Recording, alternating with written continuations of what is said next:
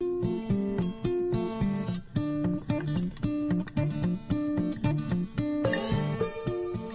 may have heard something about the police response to demonstrators here in St. Paul this week.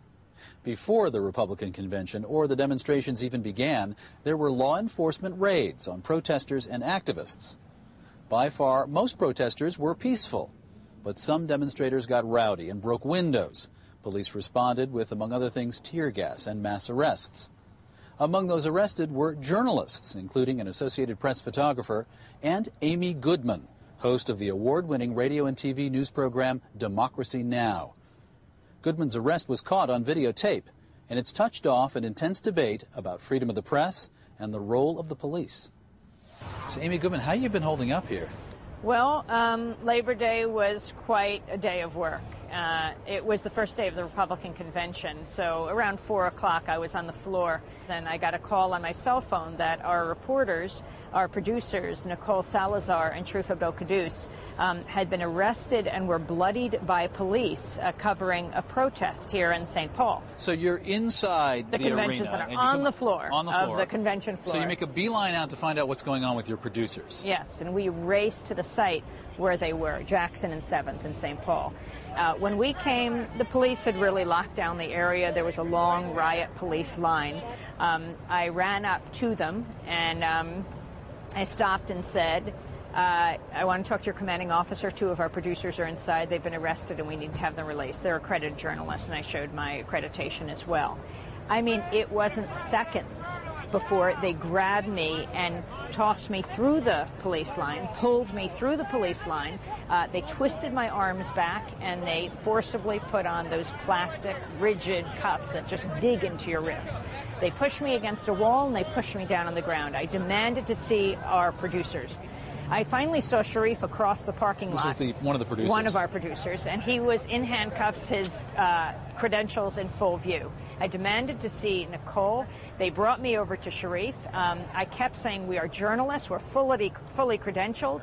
With that, a Secret Service agent came over and ripped my credential off. Also took Sharif's high security credential. Well, I want to understand this better. Your arms are behind your back, and somebody came by and took the credential? Yes, I couldn't do anything, and the Secret Service agent took the credential.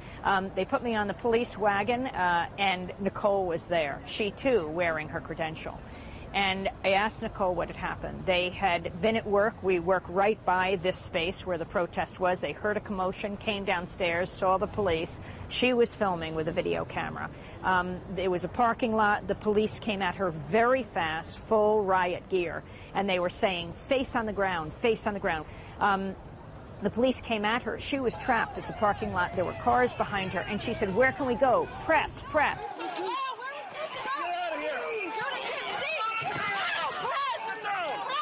And she's showing her press credential, and she's filming.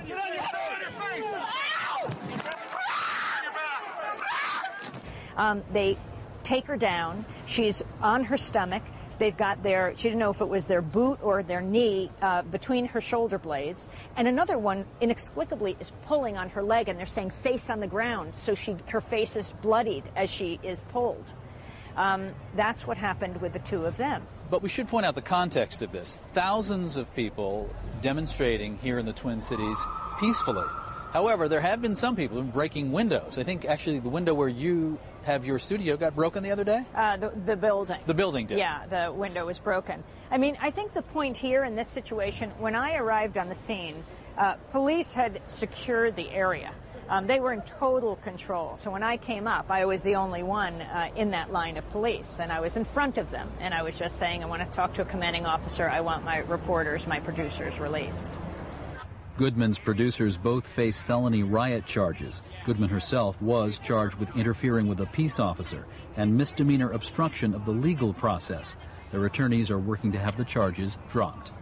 Now, you attended a press conference where the St. Paul chief of police was asked about this? When I got out of jail that night, the next morning I heard that the St. Paul police chief, John Harrington, was holding a news conference. So I went to the news conference and asked him how we are to operate in this kind of atmosphere, what they're telling police they should be doing, and what they're telling press they should be doing. How can reporters do their jobs in covering people speaking out against what they see going on here. He suggested embedding in the police mobile field force. Embedding like Iraq embedding? Yes, embedding there, it's in the front lines of troops. Well, here, in some cases, it's all too often similar, I should say. But, you know, we're unembedded, we're independent, and it's absolutely critical to have independent journalists in a time of war, in a time of pressure like this. I mean, here at the Republican convention in St. Paul, last week at the Democratic convention in Denver, it's supposed to be celebrating the finest of the democratic process.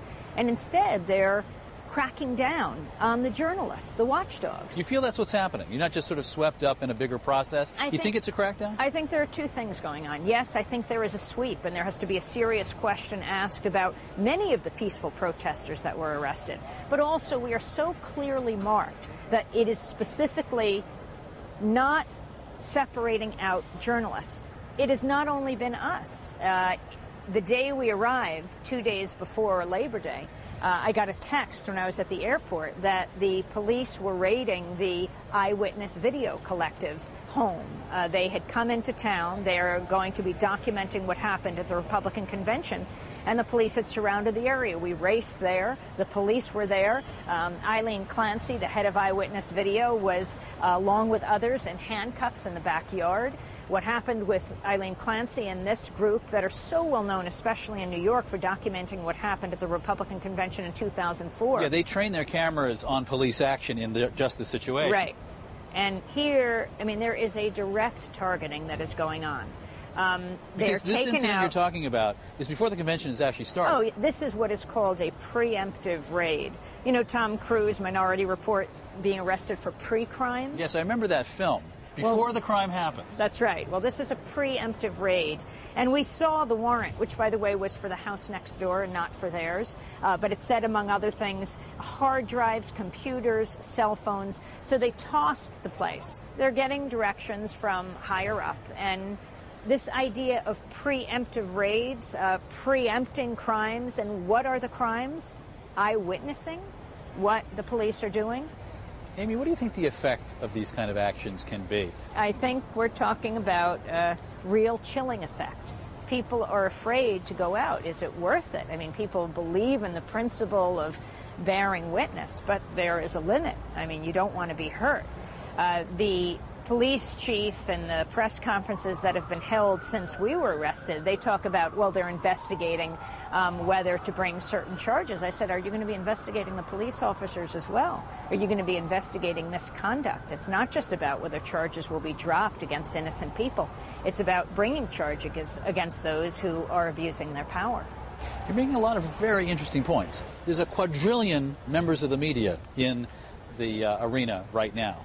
And if the word is out that pretty much they're sweeping up reporters as well, you're liable to stay inside in the relative safety of the arena. Well, that's a key point. And several journalists have said to me, well, why is it that some reporters are getting arrested, but many of us are not? And I just simply said, are you out in the streets? Are you there covering? 90% of life is just showing up.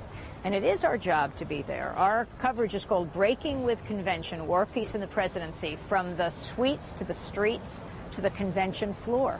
We've got to cover all aspects of this event. It's not just what's happening in the podium. It's also what's happening on the streets. But if you're afraid of getting beaten up or arrested or getting a felony on your record, maybe you'll stick around eating hot dogs and sitting in your comfy seat inside. That's right, in the skyboxes. But that only gives you one picture. It is very important that we be covering all aspects of this, what is called a national security event. Because so often those inside the convention center, whether it's the Democratic Party or the Republican Party, do not represent the majority of Americans. The people out here in the streets also represent many people. They're grassroots movements that are not invited inside, but they're deeply concerned about issues like war, like torture. Well, Amy Goodman, host of Democracy Now!, thank you very much. Thank you. There was another big political convention going on in Minnesota this week. Ron Paul's Rally for the Republic stole at least a bit of the media spotlight. They claim to be the true agents of political change. But where do they go from here? Read our exclusive interview with Ron Paul on our website.